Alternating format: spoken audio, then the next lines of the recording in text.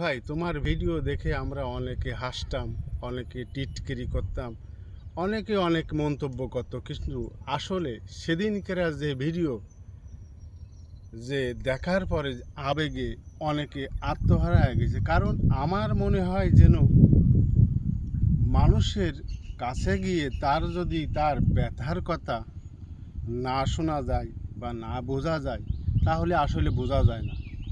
মানুষের ভিতরে কারোর খুশি থাকে, কারোর যন্ত্রণা থাকে, কারোর ব্যথা থাকে, যে যেভাবে তিনি।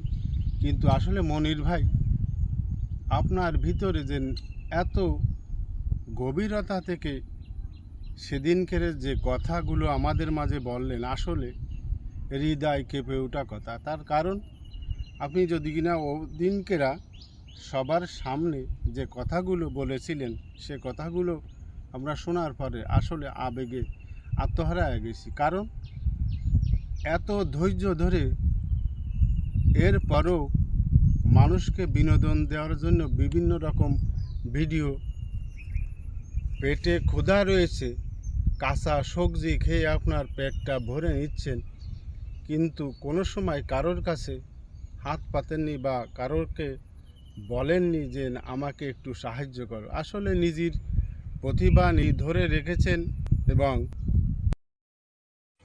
অন্তর স্থল থেকে মনির ভাই তোমার জন্য দোয়া রইল এবং বুক ভরা ভালোবাসা আজীবন।